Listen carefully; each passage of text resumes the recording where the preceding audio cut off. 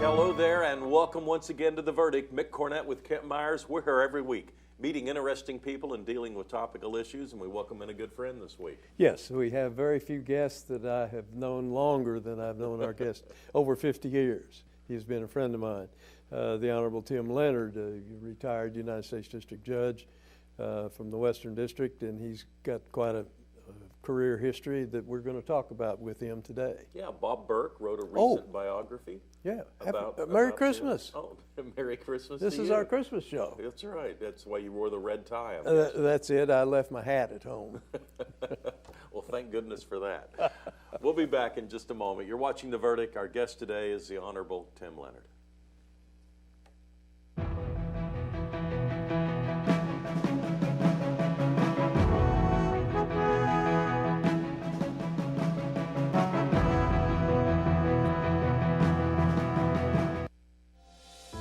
Right now, 6 feet can feel like a long ways away. But from 6 feet, we can still smile at each other. From our doorways and our stairways, from opposite sides of the street and opposite sides of the country. Through fear and frustrations, we can remind each other that we are still here for each other. Because we can still smile at each other. And we're not going anywhere. Military service ran in my blood, starting from my father, which joined the Navy, on the Chickasaw side, my uncle, which served in the United States Army. I'm Benjamin Espinosa, Chief Petty Officer, United States Navy, and I'm Chickasaw. I went to the Secretary of Defense's staff at the Pentagon in Washington, D.C., which ultimately led to becoming a combat support technician for Naval Special Warfare, specifically SEAL Team 10. I think to be proud and to love your tribe, to love being Chickasaw, you also have to love being American. You also have to love everything that America stands for. Equality, perseverance, professionalism, and power. I want my family to know that their father is a good person, but also feels that he has an obligation to the country and to love this nation. Anything worth having is worth dying for. The military and the country owes me nothing. I owe it everything. See more stories about the Chickasaw people at profilesofanation.com.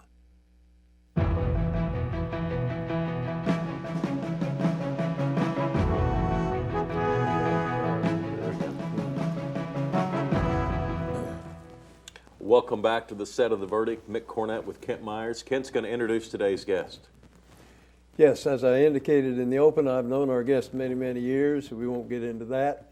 The Honorable Tim Leonard is a retired United States District Judge from the Western District of Oklahoma. I've known him since his early years when he was a fine student at the University of Oklahoma, where he went on a track scholarship and ran middle distance for the Sooners. He did his law work at the University of Oklahoma. He had a tour of duty in the Navy, which led to a lot of things, including a tour of an assignment at the White House, which we'll ask him about. He then ran and was elected to the Oklahoma State Senate out of the district. I don't know what district Beaver is, but it's whatever district that is where he was elected. He then ran for lieutenant governor. That didn't come out quite as well as he had hoped, but he stayed in Oklahoma and stayed active. He then was named the United States District Attorney for the Western District of Oklahoma and served with honor there, and then proceeded to become a United States District Judge, where he served many years, and I was pleased to be able to appear in his court a number of times. Tim, it's awfully good to see you. Thanks for joining us, and Merry Christmas to you. This is our Christmas show. Thank you, Kent. Mick, Yeah. I'm honored to be here and be with two longtime friends. Good to see you. And Kent mentioned a book by Bob Burke. It's a really good read. I'm not quite through with it, but if the second half's as good as the first half, I recommend it to people. But I want to talk about an event, and a couple of events really, that you had to have been shaped by. The 1930s were a horrific time in the state of Oklahoma. You had the economic of the Depression, and then you had the cataclysmic Dust Bowl. And I mean, Tim, over 100,000 people left. Most of them in the Panhandle left for other places, California mostly, but other places. Your family, first of all, didn't leave. Right. And you're born in 1940. So I guess my first question is, why didn't your parents leave? And secondly, how do you think you were affected by those two events at the same time that you're entering the world?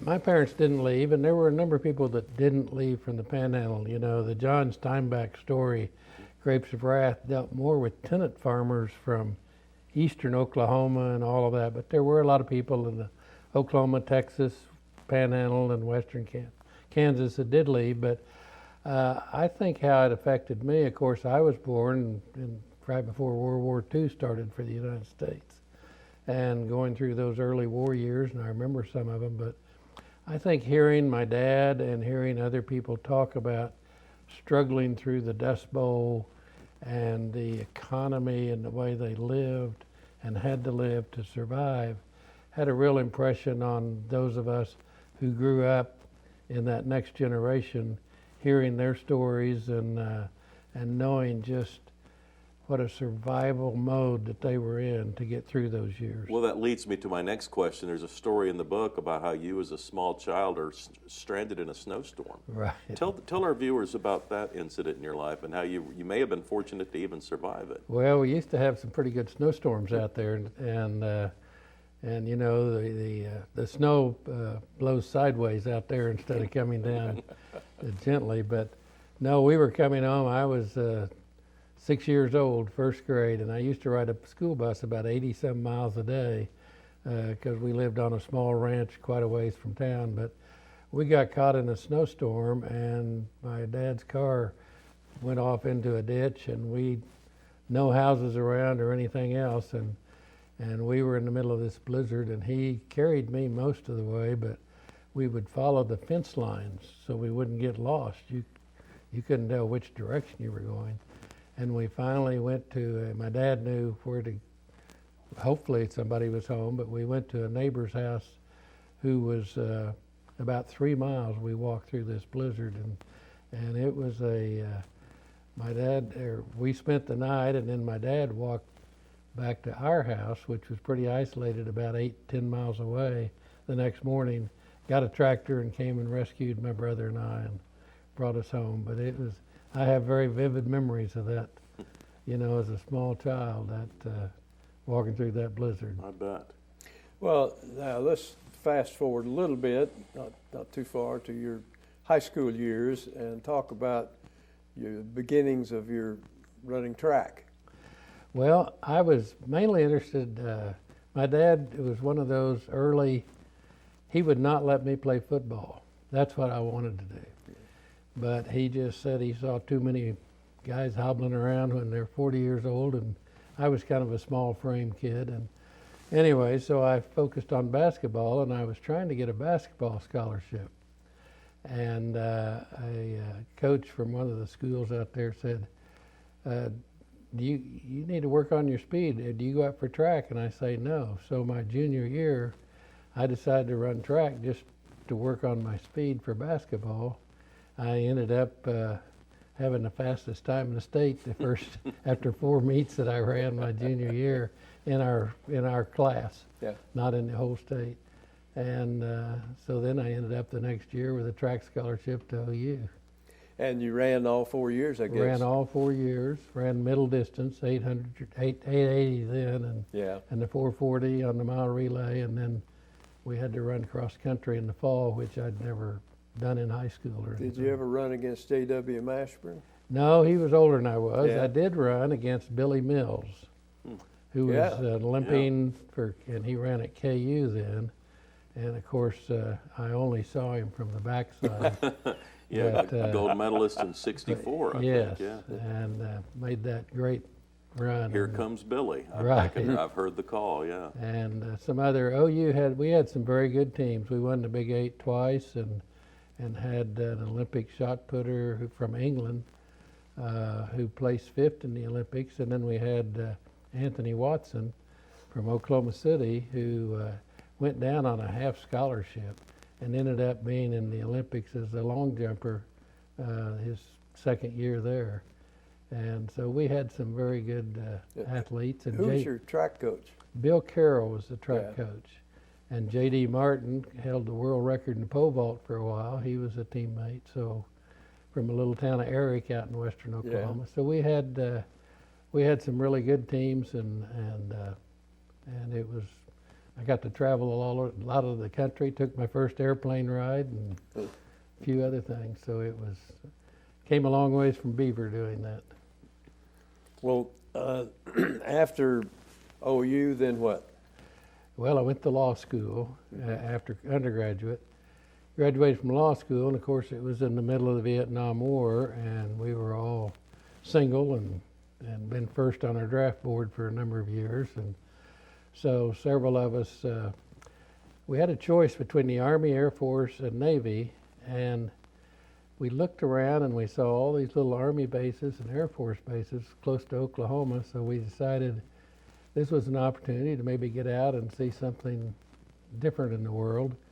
So all three of us, David Russell, who later became a federal judge also with me, and He's been on the show. yeah, and Jim Sharp, who's a well-known D.C. lawyer now, but we all decided to go in the Navy where we could see a different part of the world, and so we all signed up with the Navy and went to Newport, Rhode Island, went through an abbreviated OCS course and got our commissions, and then went to justice school, and then got our assignments in different places. But you had already graduated from law school at that, Oh, at yes. that time. Yeah.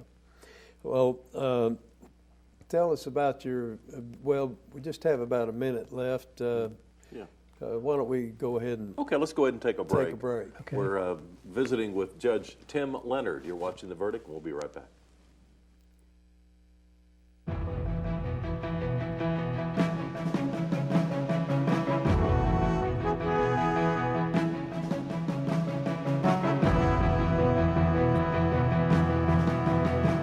At Wittenberg, we're litigators. That's all we do. All of our clients, some sort of wrong has occurred to them. We try to right that wrong. Corporate America, they have all the power. It's sort of like going against an army. I like helping the underdog. That's what gets me up out of bed every day. Our success rate is phenomenal, but that's not all they get. We care about people. I'm very proud of what we've been able to do for our clients, and I'm looking forward to what we're going to do in the future. There's still a lot of wrongs that need to be righted. When I came to work for the ODVA, I started realizing the opportunity to take care of veterans. It's a powerful thing when you realize that you are taking care of people that made history. Working here is a calling. It's really, really important that they don't just come here to exist. We want to give them meaning to their lives. We try to make life happy and meaningful and fulfilled for our veterans. OU Law has a history and heritage that are unparalleled. At the University of Oklahoma College of Law, we empower our students to pursue the career of their dreams. We have the highest U.S. News ranking ever achieved by an Oklahoma law school. We are the first law school in the country to launch a college-wide digital initiative. And this year, our competition teams ranked #2 in the nation. OU Law, generations of excellence, limitless possibilities.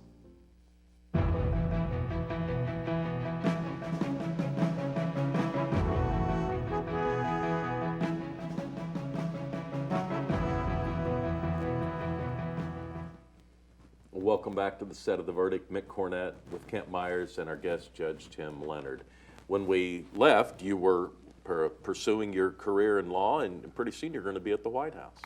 Well, in the Navy, I was stationed in Washington at the Pentagon originally in the Office of Investigations, but I got an assignment at the White House as a naval military aide, social aide, and that was a very exciting, interesting time. Met a lot of interesting people.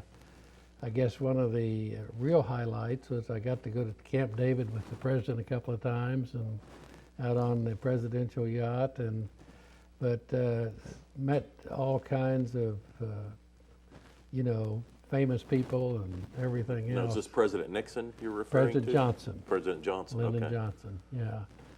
And I think two of the real highlights was one is they had the official presidential portrait of Franklin Roosevelt presented at the White House, and I was asked by Mrs. Johnson to take the first family upstairs or the first family, the children and grandchildren of the Roosevelts and great-grandchildren, and I got to give them a tour of the upstairs of the White House, which many of them had never been in again after their father, grandfather, and great-grandfather had left the presidency.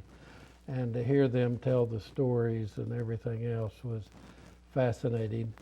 Another was I was watching Sound of Music again the other night, and I got to meet the Baroness von Trapp and several of her children.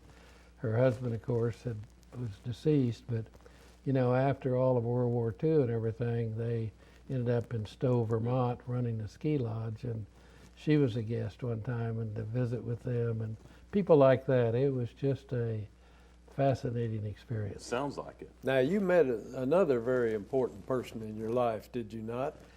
Well, I did. A friend of mine, a fellow colleague at the Office of Investigations had gone to the University of Iowa, and he kept telling me that this young, beautiful girl that I could call, and I kind of put it off for a while. And when one time I did call her, and it ended up being Nancy Laughlin, who was working for the late Senator Everett Dirksen at the time, who was the minority leader of the Senate.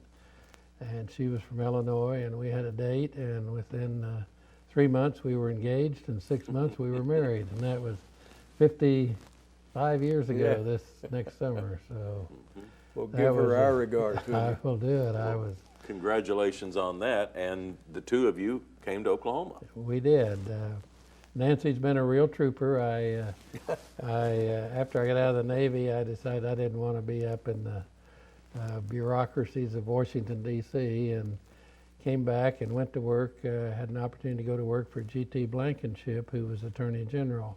And he was a wonderful mentor, and we only had about 13 of us in the office, and at that time representing all these state agencies and boards, and it was a wonderful experience learning about how state government works and so forth.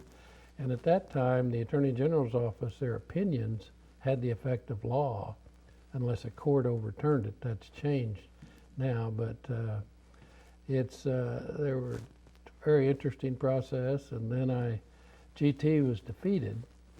So he and David Russell and myself and one other lawyer went out and formed our own firm and starved to death for about a year and a half, and things were kind of starting to boom in the Panhandle, and my father had reopened his office, and he was mainly a farmer and rancher, but he also was a lawyer and had filled in as county judge and so forth through the years. But so he had reopened his office with another young lawyer, and so I said, Nancy, what about moving back to Beaver, Oklahoma for raising our family? And she jumped on board, and we did that.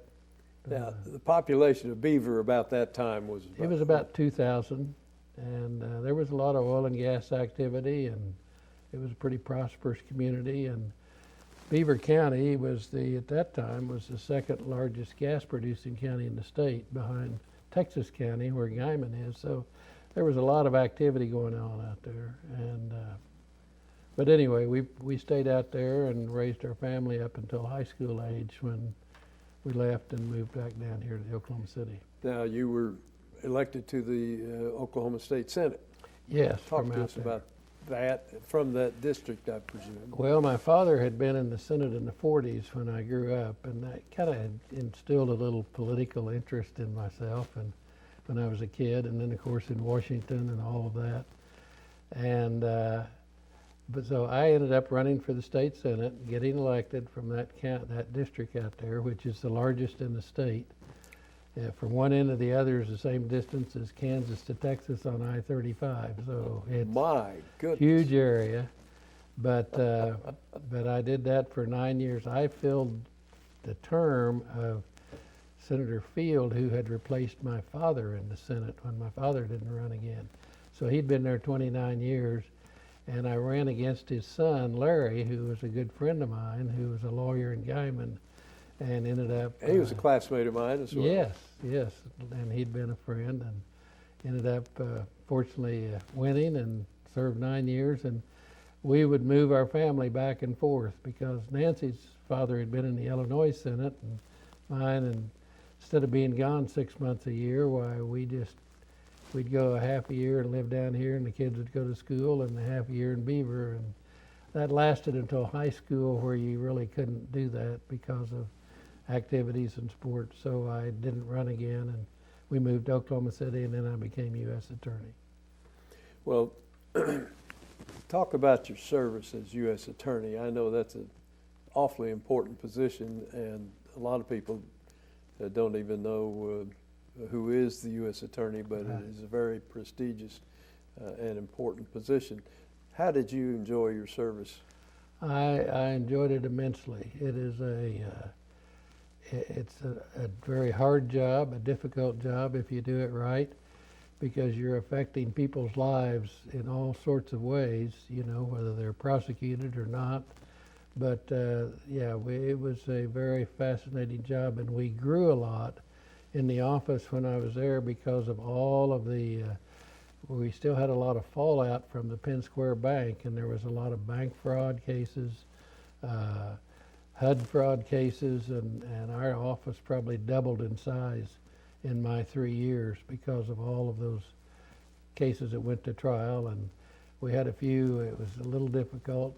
You have to make some tough decisions. I ended up prosecuting 2 of my fellow state senators that I'd served with, you know, and just, you know, it's not an easy job, but it's one with a lot of responsibility, and there is not a quiet day in the office. Your path along some of these trails has paralleled that of David Russell. Talk to us a little bit about your relationship with David Russell. You were a law partner with him, I guess. You were... well, we were classmates together. Yeah. He's the one that was out in the Attorney General's office when I came back to interview law firms, and suggested I come out there, and so we were out there together. And then when we were law partners for a year after that, and then eventually served on the federal bench together now for 20-some years. Well, now David was U.S. Attorney also, wasn't he? Had been U.S. Attorney, yes. Before you? Well, Bill Price was in between us. Oh, I see. Yeah. Bill had been there about 8 years, so. And how long did you serve as federal judge? Well, I served some 25 years until I took inactive status in 2017, which means I'm still a judge. I'm not retired, but I can go back and help out. But I gave up my office and staff, and so I'm not at the courthouse very often unless I'm needed. We got about a minute left. Yes. Mention a high-profile case or two that you remember for one reason or another. One of them was probably the Trinidad case, in which a prisoner was killed out at the or committed suicide out at the Federal Transfer Center, and it was a lot of congressional hearings about it and everything else. And that case went on for a while, and then we had the state treasurer's case. An assistant, Patricia Whitehead, and another person had a kickback scheme going on with an investor of state funds and all of that. Those were probably 2 of the most high profile. Judge Leonard, thanks so much for coming on the show. It's been a pleasure. Sure gone fast. It sure went fast. Thank you, Mick. I just want to thank both of you for the contributions you've made to our state and our city. You're kind to say that, and again, I recommend the biography written by Bob Burke about Judge Tim Leonard. I suggest you get out there and read it here in the new year. Kent and I'll have a final word when we return.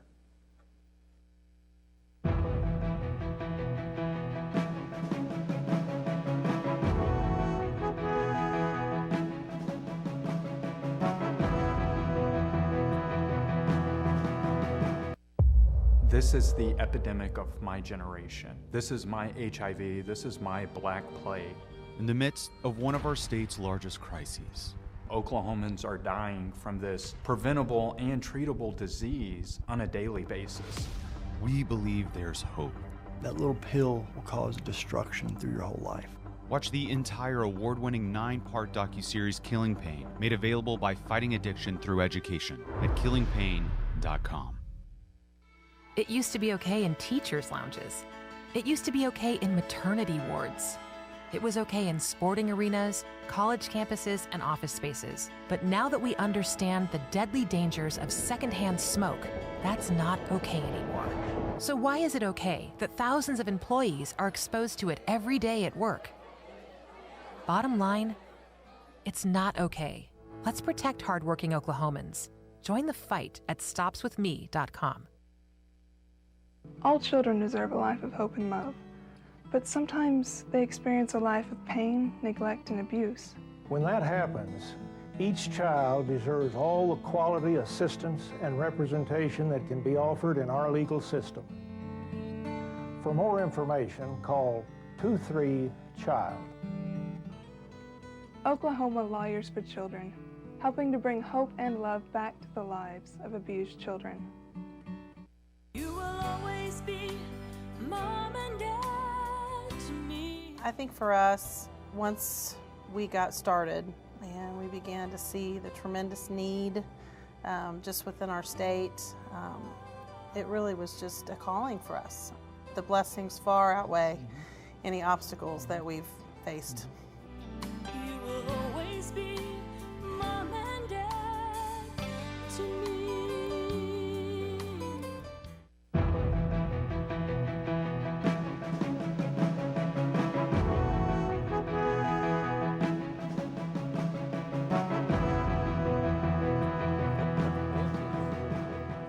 Welcome back to the set of the verdict. We're wrapping up the show with the Honorable Tim Leonard. Yeah, just a sentence. He's been a friend of mine for many, many years, and there isn't a nicer fellow around. And when he had the black robe, he didn't change. He was firm, he was fair. His temperament was always the number one attribute that I remember. I want to tell you about our website so you can log on and tell us about a guest you'd like to see on a future show or a subject you'd like to see us discuss. Our website is theverdict.tv. That's theverdict.tv. That's going to do it for this week's show. Again, thanks to Judge Leonard for being our guest. For Kent Meyers, I'm Mick Cornett. We'll see you next week on The Verdict.